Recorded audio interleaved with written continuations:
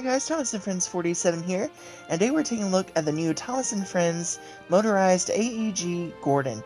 Now here's a look at the packaging, and you'll see here it's not so bad. It's what we've come to get used to. The nice promo of Gordon on the back there. Very interesting. And then here's the other side, the top, and the bottom.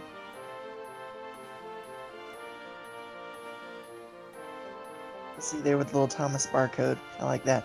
Now here's Gordon out of the packaging, and he's actually a very interesting engine. He's very large in proportions. You'll also see he has the whistle detail. There's a separate insert for his windows. I mean, there's a lot of great detail on this engine, as there are with all of these Motorized All Engines Go engines. You'll see the tender has buffers on both sides, which is nice, and there's even a little bit of piston detail and front wheel detail on Gordon, which surprised me. See that there. There's also a back extension where his coupler is. I'll show you that on the bottom of the engine. Here's the front of the engine, and you'll see that the buffers are just slightly raised, which is a little disappointing. Wish they were completely molded. You'll see the front there, and the face looks nice. Looks a lot like what we see in the show, though his nose is much flatter in profile than it is in the series. Here's the other side, and it's basically the same.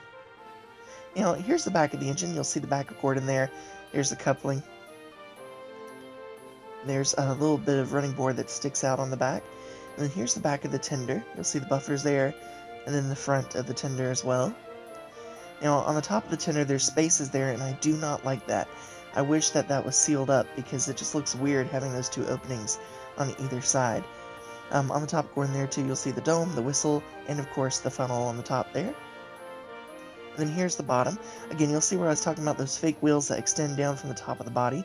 And then you'll see there where they've added an extension onto the body shell for Gordon's coupling, which I thought was interesting as well.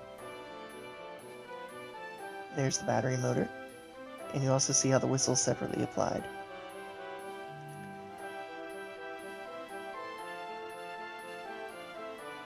Here's the back of the motor, and you'll see there is no coupling there because it's linked on the top of the body shell. Now, I also wanted to give a comparison to the Motorized Thomas, and you'll see that Thomas is massive compared to Gordon. He's actually just a little bit taller, which is nowhere near the same proportions as in All Engines Go, which is a little bit disappointing. The push-along version, however, is almost perfect to go with the Motorized Gordon, and I would recommend using that if you want to put it in scale of the show.